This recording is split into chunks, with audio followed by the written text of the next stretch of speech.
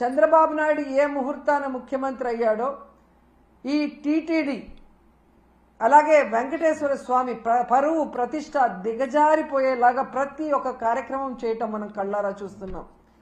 నిజంగా ఈరోజు ఎంత బాధాకరం అంటే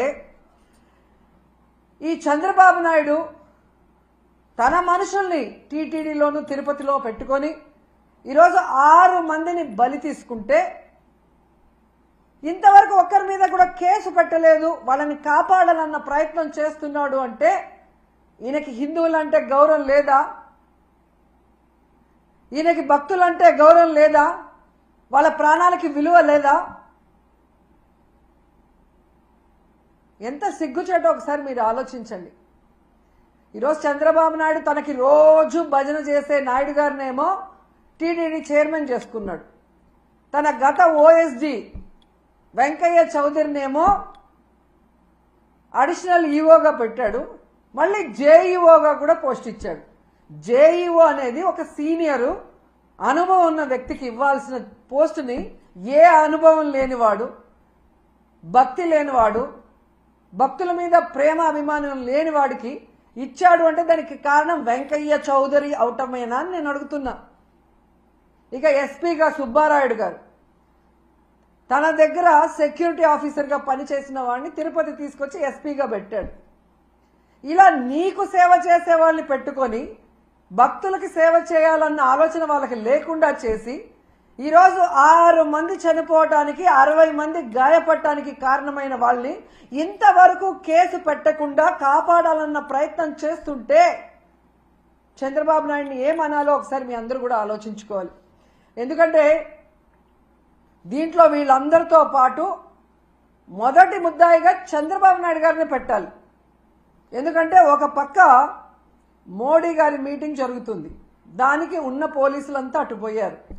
ఇక చిత్తూరు తిరుపతి జిల్లా పోలీసులనైనా ఈ టోకన్ల దగ్గర పెట్టి ఒక 3 రోజులు ముందుగానే టోకన్లు ఇచ్చి వాళ్ళకి సేఫ్టీగా పంపించుంటే ఈరోజు ఈ దుర్ఘటన జరిగి ఉండేది కాదు.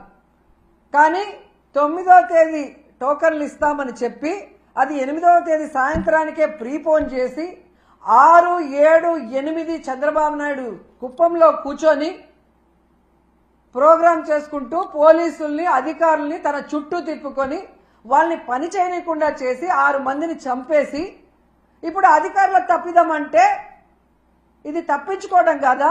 ఇది ముమ్మాటికి చంద్రబాబు నాయుడు ఆయన ప్రభుత్వం చేసిన హత్యే. ఆయన ఏం ప్రోగ్రాం చేశారో మీ అందరికీ తెలుసా? ఒకసారి చూడండి. 6, 7, 8వ తేదీ చేసిన ప్రోగ్రాంలు స్వర్ణ కుప్పం అంట, కుప్పం విజన్ 2029 అంట. 30 ఏళ్లకు పైగా కుప్పానికి ఎమ్మెల్యేగా ఉన్నావు, మూడు సార్లు ఆల్రెడీ ముఖ్యమంత్రిగా చేశావు.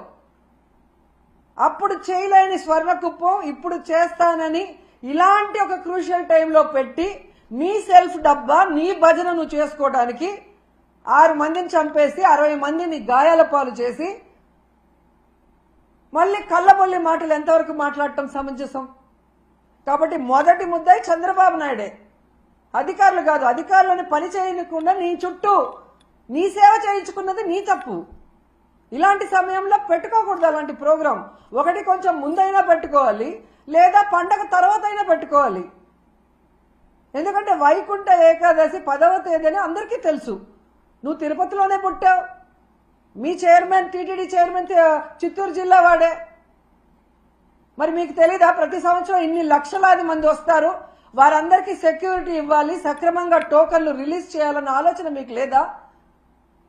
మళ్ళీ సిగ్గు లేకుండా నిస్సిగ్గుగా ఆ గాయపడిన వాళ్ళని పరామర్శించేటప్పుడు ఈ టోకన్ సిస్టమ్ నేను తేలేదమ్మా, గత ప్రభుత్వం తప్పు అంటున్నావు. మరి గత ప్రభుత్వంలో టోకన్లు ఇచ్చినప్పుడు ఎక్కడా తొక్కిసలాటలు జరగలేదు, ఎక్కడా ఎవరు చనిపోలేదు. మరి ఇప్పుడే ఎందుకు జరిగింది? మీ చేతగానితనం కాదా? మీరు పెట్టుకున్న మీ భజన పరుల వల్ల జరిగిన తప్పిదం కాదా? ఒకవేళ అది కరెక్ట్ కాదనుకున్నప్పుడు నువ్వు ముఖ్యమంత్రి అయ్యి 7 నెలలు అవుతుంది, మరి ఎందుకు తీసేయలేదు ఆ టోకన్ సిస్టమ్? పిల్లలకు ఉపయోగపడే అమ్మఒడి తీసేస్తావు, పేదవాళ్ళకు అవసరమయ్యే ఆరోగ్యశ్రీ తీసేస్తావు, ఏజ్డ్ మహిళలకు యూజ్ అయ్యే వైఎస్ఆర్ చేయూత తీసేస్తావు. పేద పిల్లలు చదువుకునే ఫీజు రియంబర్స్మెంట్ పాలసీని మార్చేస్తావు. పేద ప్రజల రక్తాన్ని పీల్చేలాగా మద్యం పాలసీని మార్చేస్తావు. కానీ టోకెన్ సిస్టమ్ మార్చలేవు ఒకవేళ తప్పని తెలిస్తే. అంటే ఈ రోజు నీ నిర్లక్ష్యం వల్ల, నువ్వు పెట్టుకున్న వాళ్ళ నిర్లక్ష్యం వల్ల ప్రజలు చచ్చిపోతే దాన్ని డైవర్ట్ చేసి ఎవరి మీద తోసేయాలని చూస్తున్నావు తప్ప తప్పు చేసిన వాళ్ళని శిక్షించాలి, ఈ తప్పు మళ్ళీ జరగకుండా చూడాలి అన్న చిత్తశుద్ధి చంద్రబాబు నాయుడుకి లేకపోవటం అనేది ఇక్కడ అందరూ కూడా గమనించాల్సిన విషయం.